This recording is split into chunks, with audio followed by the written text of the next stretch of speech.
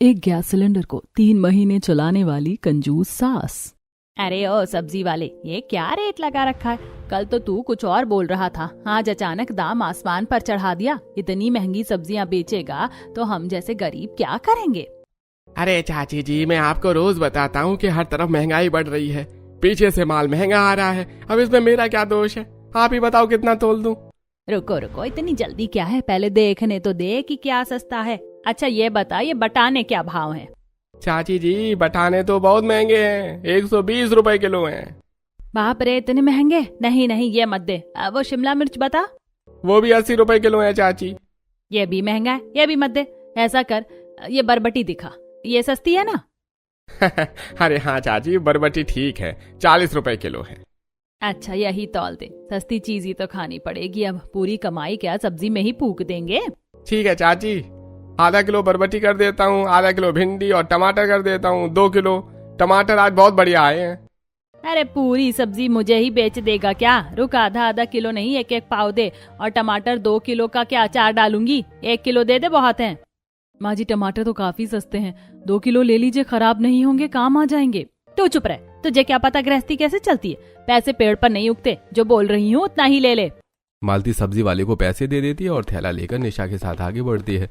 रास्ते में वो निशा से कहती है, देख बहू, एक एक टमाटर डाला कर सब्जी में। तुझे तो पता है ना कि हर चीज कितनी महंगी हो रही है।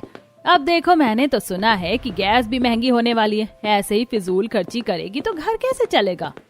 जी माँ जी, मैं ध्यान रखूंगी। तभी सामने से मोहल्ले की 3 औरतें आ जाती हैं, उनके हाथों में भी थैले हैं। वो मालती को देखकर रुक उसके साथ चलने लगती हैं और बातें करने लगती हैं। अरे मालती बहन, सब्जी खरीद ली क्या? हाँ बहन, खरीद ली। सब्जियां बड़ी महंगी हैं बाजार में। अरे तुम लोगों ने न्यूज सुनी कि नहीं? देश के हालात इतने खराब चल रहे हैं, जंग चल रही सीमा पर, और सुना है हर चीज महंगी होने वाली है। हाँ, मैंने भी सुना है कि सिलेंडर के दाम फिर से बढ़ने वाले हैं। अब तो रसोई चलाना मुश्किल हो जाएगा, हर महीने इतने पैसे सिलेंडर में ही चले जाएंगे। अब ठीक है भाई, उसमें कोई क्या कर सकता है? अगर सिलेंडर महंगा है तो महंगा ही खरीदेंगे। पर मुझे तो सिलेंडर की ज्यादा टेंशन नहीं होती। क्यों, तुम्हारे घर में क्या जादू होता है? सिलेंडर तो सबके घर में लगता है। भाई मुझे तो 3 महीने में एक ही बार सिलेंडर लगता है। मैं इतनी होशियारी से काम करती हूँ कि मेरा सिलेंडर लंबा चलता है, इसीलिए मुझे ज्यादा टेंशन नहीं होती। क्या, 3 महीने में एक सिलेंडर? मालती बहन, तुम तो कमाल हो, हमारे यहाँ तो 1 महीने में ही खत्म हो जाता है। बस अपनी अपनी तरकीब है। अच्छा ठीक है भाई, अब मैं चलती हूँ, घर पर बहुत काम पड़ा है। ऐसा कहकर मालती और निशा आगे निकल जाती हैं। वो दोनों औरतें पीछे खड़ी होकर आपस में बातें करने लगती हैं। समझ नहीं आता कि इनका सिलेंडर 3 महीने कैसे चल जाता है। क्या ये लोग खाना नहीं खाते? पता नहीं यार कैसे रहती है वो। हमारे घर में तो 4 लोग हैं और महीने भर में गैस खत्म। ये मालती जरूर कुछ छिपा रही है। इधर मालती अपने घर पहुंचती है। हॉल में उसका पति विनोद न्यूज देख रहा है। टीवी पर जंग और महंगाई की खबरें चल रही हैं। विनोद मालती से कहता है, देखो मालती, टीवी पर क्या दिखा रही है? ये जंग रुकने का नाम नहीं ले रही है। अब तो हर चीज महंगी होगी, कच्चे तेल के दाम बढ़ गए हैं। हाँ सुना मैंने, बाजार में भी सब यही बातें कर रहे थे। अब तो सिलेंडर के दाम भी बहुत बढ़ जाएंगे। गरीबों के लिए तो अपनी इज्जत बचा के रखना भी मुश्किल हो गया है। ऊपर से मेहमानों का आना जाना और बाकी सारे खर्चे, कैसे होगा सब? अरे तुम इतनी टेंशन मत लो, वो सिलेंडर और किचन का खर्चा मैं और मेरी बहू देख लेंगे, तुम बस आराम करो। ऐसा कहकर मालती और निशा किचन में आती हैं। निशा सब्जियां फ्रिज में रखते हुए कहती है, माँ जी काफी देर हो गई है, मैं जल्दी से गैस जलाकर खाना बना लेती हूँ, सुरेश भी आते होंगे। अरे नहीं नहीं बहू, रुको, गैस मत जलाओ। अभी तुमने सुना ना कि गैस कितनी महंगी होने वाली है, गैस को बचा कर रखो। तो फिर खाना कैसे बनेगा माँ जी? सबको भूख लगी होगी। देख, अब तो गर्मियां भी शुरू हो गई, बाहर आंगन में मौसम अच्छा है, तो तू ऐसा कर, बाहर चूल्हा जलाकर खाना बना ले। हम थोड़ा देर से ही खाना खा लेंगे। जी माँ जी। अब निशा लकड़ियां और बर्तन लेकर घर के पीछे वाले आंगन में जाती हैं। वहां एक पुराना मिट्टी का चूल्हा रखा है। निशा लकड़ियां सुलगाने की कोशिश करती है, पर धुआं बहुत ज्यादा निकल रहा है। निशा चूल्हा जलाते हुए मन ही मन में सोचती है, हे भगवान, चूल्हे में खाना बनाना तो इतना मुश्किल है। पता नहीं माँ जी को इतनी कंजूसी भी क्या पड़ी रहती है कि वो चूल्हे में खाना बनवाती हैं। तभी मालती का बड़ा बेटा सुरेश घर आता है और मालती से कहता है, माँ बहुत भूख लगी है, जल्दी से खाना दे दो, आज ऑफिस में बहुत काम था। हाँ हाँ बेटा, बस बन रहा है, तू हाथ मुंह धो ले, तब तक खाना मेज पर लग जाएगा। ऐसा कहकर मालती आंगन में आती है जहां निशा जैसे तैसे लकड़ियां जलाकर खाना बना रही थी। मालती कहती है, अरे बहू, बना के नहीं खाना? देख सुरेश आ गया, उसे बहुत भूख लगी है। अरे माँ जी, ये लकड़ियाँ अच्छी तरह जल ही नहीं रही हैं। लगता है इस बार लकड़ियाँ गीली आ गई, धुआं ही धुआं हो रहा है। मेरी आंखें भी एकदम लाल हो गई हैं। ठीक है बहू, रुक, मैं जला देती हूँ, तू हट। मालती एक फुकनी उठाती है और चूल्हे में जोर जोर से फूंक मारती है। धीरे धीरे चूल्हे में आग पकड़ लेती है। तब मालती कहती है, ले अब जल्दी जल्दी बना ले, मैं चलती हूँ बाहर। और हाँ, अगर कभी कोई पड़ोसी पूछे कि तुम्हारे यहाँ ये धुआं क्यों होता है, तो उससे कह देना कि हमारे यहाँ रोज शाम को लुबान से धूप बत्ती होती है, इसीलिए धुआं होता है। ऐसा कहकर मालती वहां से चली जाती है और निशा किसी तरह खाना बनाकर अंदर लाती है और सबको परोसती है। सब लोग खाना खाना शुरू करते हैं और सुरेश खाना खाते हुए कहता है, निशा, आज तुमने इतनी लेट क्यों कर दी खाना बनाने में? रोज तो टाइम पर मिल जाता था। वह चूल्हे में लकड़ियाँ जलाते हुए देर हो गई थी, धुआं बहुत था आज। अरे बेटा, तुझे तो पता है ना गैस कितनी महंगी हो रही है, और कभी चूल्हा और कभी गैस, ऐसे ही तो काम चलता है। थोड़ी बचत करना जरूरी है। माँ, पर इसकी तबीयत खराब हो जाएगी धुएं से। अरे नहीं नहीं बहू, कल से मैं भी बनवा लिया करूंगी कभी कभी तुम्हारे साथ खाना, तुझे दिक्कत नहीं होगी। मुझे तो बहुत पहले से ही चूल्हा जलाना आता है, मेरी सास भी जलवाती थी। माँ जी बस बोलती हैं, करवाती तो है नहीं। करना तो सब मुझे ही पड़ता है। ये कंजूसी हमें कहाँ लेकर जाएगी पता नहीं।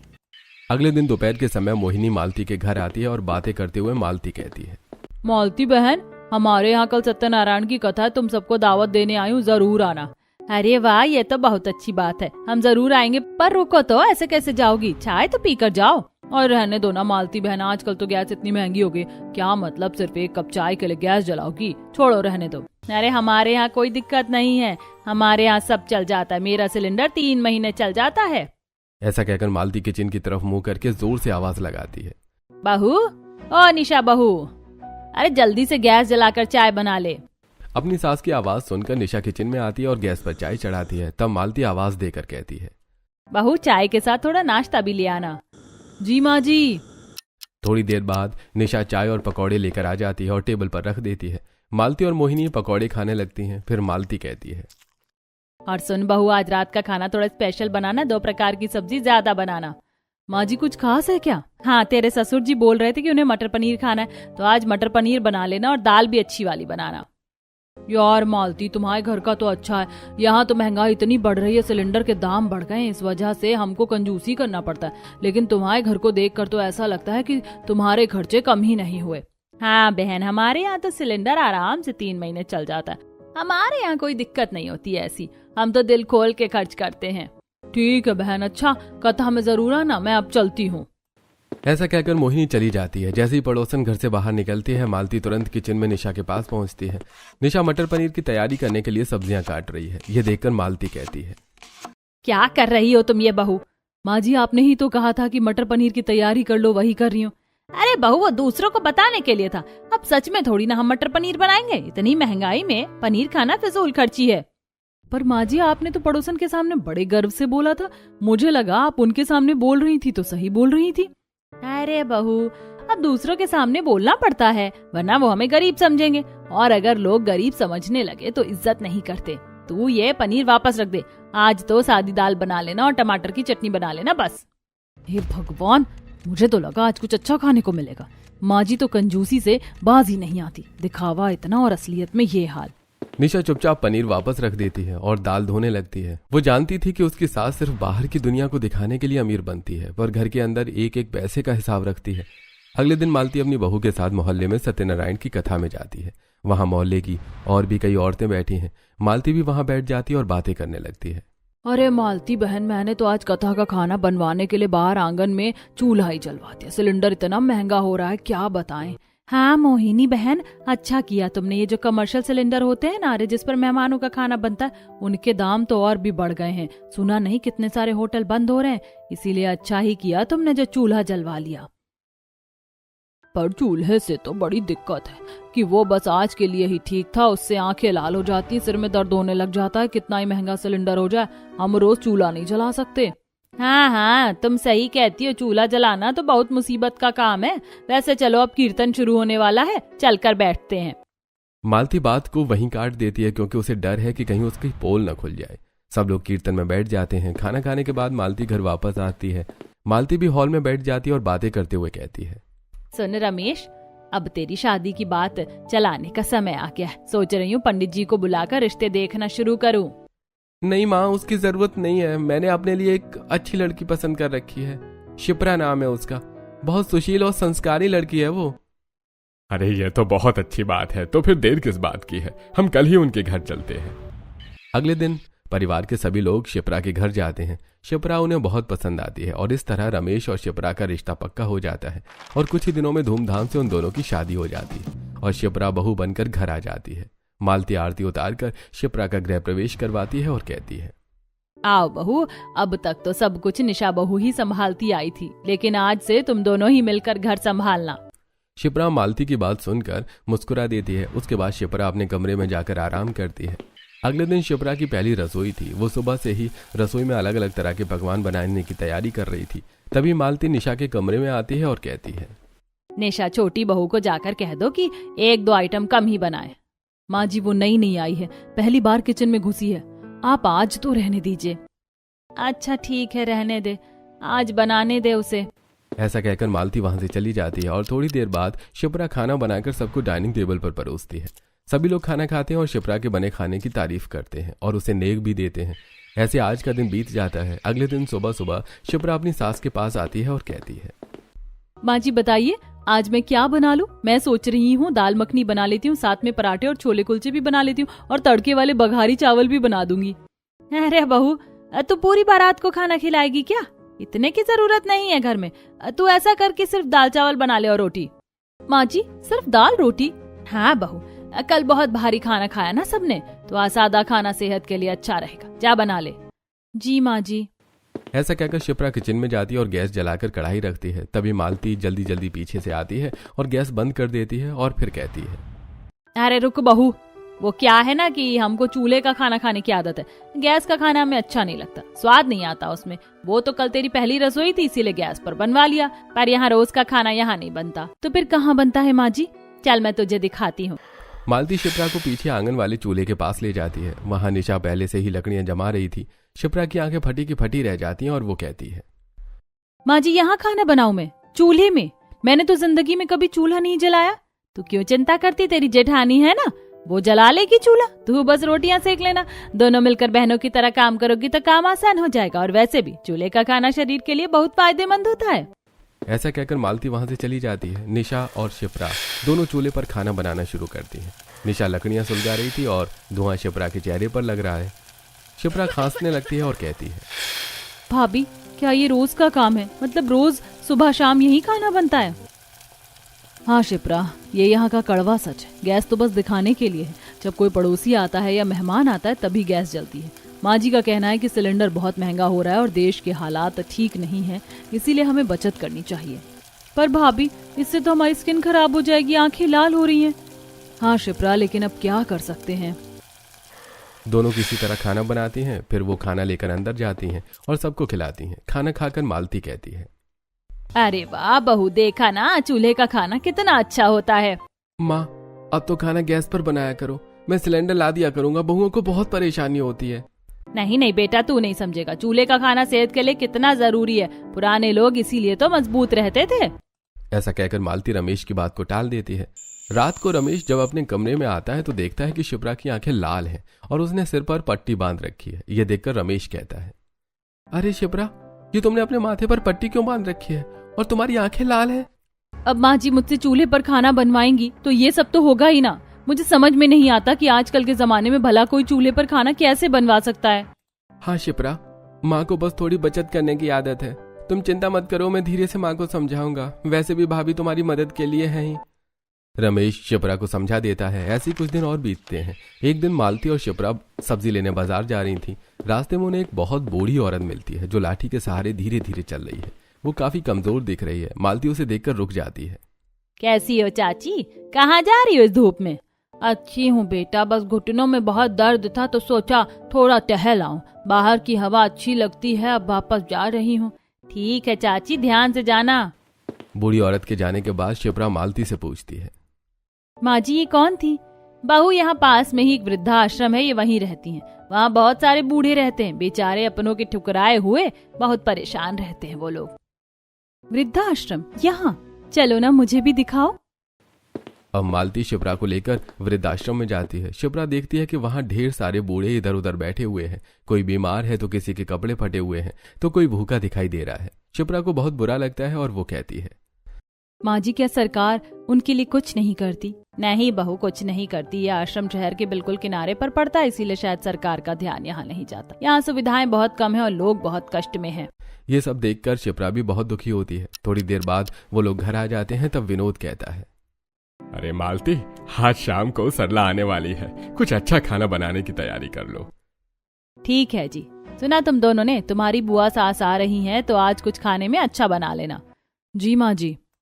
ऐसे ही शाम हो जाती है और बुआ जी आ जाती हैं। सब लोग हॉल में बैठकर बातें करते हैं। बुआ जी कहती हैं, अरे भाई, सिलेंडर तो इतना महंगा हो गया कि पूछो मत। आजकल तो रसोई का बजट ही बिगड़ गया है। अरे सरला दीदी, हमें कोई दिक्कत नहीं है। हमारे यहाँ तो सिलेंडर पर ही खाना बनता है। 3-3 महीने गैस चल जाती है हमारी। तभी निशा अपनी सास से कहती है, माँ जी, मैं खाना बना लूं जाकर चूल्हे? हाँ, गैस चूल्हे पर। हाँ बहू, चल मैं बताती हूँ क्या बनाना है। ऐसा कहकर मालिनी निशा को किचन में ले जाती है और धीरे से फुसफुसाते हुए कहती है, बहू, बुआ जी के सामने ये मत बताना कि हम बाहर चूल्हे पर खाना बनाते हैं। ये हमारे घर का सीक्रेट है। लोग बुरा समझते हैं और गरीब मानते हैं। ऐसा कर, तू आज गैस पर ही खाना बना ले। ऐसा कहकर मालती वहां से चली जाती है। निशा और शिप्रा किचन में गैस पर खाना बनाती हैं। तब शिप्रा निशा से कहती है, भाभी, माँ जी का क्या लॉजिक है? दूसरों के सामने गैस और हमारे लिए चूल्हा? अरे शिप्रा, माँ जी को अपनी इज्जत बहुत प्यारी है। वो नहीं चाहती कि किसी को पता चले कि हम पैसे बचा रहे हैं। पर चलो, हमें तो एक दिन का रिलैक्सेशन मिला ना कि आज धुएं से बचे। आज तो खाना भी 2-3 तरह का बन रहा है। वो दोनों खुशी खुशी खाना बनाती हैं और बुआ जी को खिलाती हैं। बुआ जी शिप्रा और निशा की बहुत तारीफ करती हैं और रात को चली जाती हैं। अगले दिन से फिर वही पुराना रूटीन शुरू हो जाता है। एक दिन पड़ोसन मिसेस वर्मा उनके घर आती हैं और पूछती हैं, अरे मालती बहन, तुम्हारे घर में इतना सारा धुआं क्यों निकलता रहता है? आजकल कहीं चूल्हा तो नहीं जलता तुम्हारे घर? अरे नहीं मिसेस वर्मा, हमारे यहाँ बहुएं आजकल रोज लोबान से घर में धूप देती हैं, बस उसी का धुआं रहता है। ऐसा कहकर मालती मिसेस वर्मा को टाल देती हैं। धीरे धीरे समय बीत रहा है। एक दिन मोहल्ले में एक बर्थडे पार्टी होती है जहां सभी लोग जाते हैं। मोहिनी दोनों बहुओं को देखकर मालती से कहती है, अरे मालती बहन, तुम्हारी बहुओं का रंग इतना क्यों जल गया? पहले तो दोनों कितनी सुंदर और गोरी थी, अब देखो कैसी काली हो गई और आंखें कितनी लाल हैं। क्या बात है, कोई बीमार है क्या? अरे नहीं, वो थोड़ा आजकल इनकी तबीयत ठीक नहीं चल रही है ना, बस इसीलिए। पड़ोसन के जाने के बाद निशा और शिप्रा आपस में बात करती हैं। भाभी, चूल्हे पर खाना बना बना कर मेरा हाल खराब हो गया। अब तो पड़ोसी भी नोटिस करने लगे हैं। चुप रहो शिप्रा, कोई सुन लेगा। अपनी किस्मत में यही लिखा है। ऐसी कुछ दिन बीत जाते हैं। कुछ दिन बाद शिप्रा का जन्मदिन आता है। तब निशा मालती से कहती है, माँ जी, शिप्रा के आने के बाद से कोई फंक्शन नहीं हुआ है। क्यों ना हम उसके जन्मदिन पर एक छोटी सी पूजा और पड़ोसियों के लिए दावत रख लें? ठीक है, रख लो, पर सुनो, खाना बाहर से नहीं आएगा, घर पर ही बनेगा और चूल्हे पर ही बनेगा। निशा हाँ कह देती है। अब शिप्रा का जन्मदिन आ जाता है। जन्मदिन वाले दिन शिप्रा और निशा सुबह से चूल्हे पर लगी हुई हैं। वो बहुत परेशान है। उनकी आंखें लाल हैं और चेहरा सूज गया है। शिप्रा खाना बनाते हुए मन ही मन सोचती है, ये मेरा कैसा बर्थडे है? सुबह से धुएं में बैठी हूँ। एक रसोईया भी नहीं लगा सकती थी माँ जी। इनकी कंजूसी की तो हद हो गई।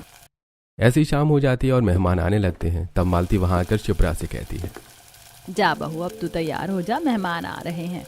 शिप्रा कमरे में जाती है। रमेश उसे देखकर कहता है, अरे शिप्रा, क्या बात है? तुम तो सुबह से दिखाई नहीं दे रही हो। वो छोड़ो, पहले ये बताओ, मैं यहाँ बहू बनकर आई हूँ या मजदूर? रोज रोज चूल्हा फूकना मेरे बस का नहीं है। तो तुम मना क्यों नहीं कर देती? क्यों बनाती हो? तुम मना करने की बात करते हो। मैं तो सोच रही हूँ कि तुम्हारा घर ही छोड़कर चली जाऊँ। अरे नहीं रहना मुझे तुम जैसे कंजूसों के घर, जहाँ मेरे बर्थडे वाले दिन भी मुझसे ही चूल्हे पर खाना बनवाया जा रहा है। शिप्रा और रमेश का झगड़ा बढ़ जाता है और शिप्रा अपना सूटकेस पैक करने लगती है। बाहर मेहमान बैठकर सारी बातें सुन रहे थे। ये सब सुनकर मोहिनी कहती है, अच्छा तो मालती, ये है तुम्हारा सच? तुम्हारे यहाँ सिलेंडर 3 महीने इसलिए चल जाता है क्योंकि तुम अपनी बहू से चूल्हे पर खाना बनवाती हो। इससे अच्छे तो हम हैं। कम से कम हम अपनी बहुओं को गैस तो देते हैं। महंगाई कितनी ही हो जाए, पर बहुओं पर ऐसा अत्याचार तो नहीं करते। मालती का सिर शर्म से झुक जाता है। तभी सुरेश भी अपनी माँ पर गुस्सा करता है, माँ, कितनी बार कहा है ये सब बंद करो? देखो आज सब तमाशा देख रहे हैं। ये सारी बातें रमेश अपने कमरे से सुन रहा था। वो शिप्रा से कहता है, शिप्रा, तुम जाना ही चाहती हो ना तो चली जाना, लेकिन आज एक सच जानकर जाना। चलो मेरे साथ, आओ बाहर हॉल में। ऐसा कहकर रमेश शिप्रा का हाथ पकड़कर हॉल में लेकर आता है और सभी लोगों से कहता है, आप लोग प्लीज मेरी माँ को सुनाना बंद कर दीजिए। आप लोग सच जानेंगे तो आपके भी होश उड़ जाएंगे कि मेरी माँ आखिर इतनी कंजूसी क्यों करती है। सब लोग उत्सुकता से रमेश की तरफ देखते हैं। रमेश कहता है, कुछ महीने पहले की बात है। मालती और रमेश बाजार से घर वापस आ रहे थे। रास्ते में मालती रमेश को एक तरफ मुड़ने का इशारा करती है। बेटा चल, आज तुझे कुछ दिखाना चाहती हूँ। कहाँ माँ, घर पहुंचने की जल्दी है मुझे। मालती रमेश को वृद्धाश्रम ले जाती है और रमेश देखता है कि वहां की दीवारें टूटी हुई हैं। बूढ़े लोग जमीन पर बैठे हैं। उनके पास ना तो साफ कपड़े हैं और ना ही पर्याप्त भोजन और ना ही इलाज के लिए पैसे। मालती रमेश से कहती है, देख बेटा, यहाँ इन लोगों की हालत देख। ये हमारे समाज के वो लोग हैं जिन्हें अपनों ने भुला दिया है। हाँ माँ, ये तो बहुत बुरा हाल है। काश हम इनके लिए कुछ कर पाते। हम बहुत कुछ कर सकते हैं अगर हम कुछ पैसे इकट्ठे करें और यहाँ एक बड़ा सेमिनार रखें जिसमें शहर के बड़े नेताओं और अधिकारियों को बुलाएं, तो उन्हें इनकी हालत दिखेगी। जब वो देखेंगे तभी एक्शन लेंगे। पर माँ, इतने पैसे कहाँ से आएंगे? महंगाई आसमान छू रही है। सिलेंडर महंगा हो गया है, तेल महंगा हो गया है। हम तो अपनी जरूरतें मुश्किल से पूरी कर रहे हैं।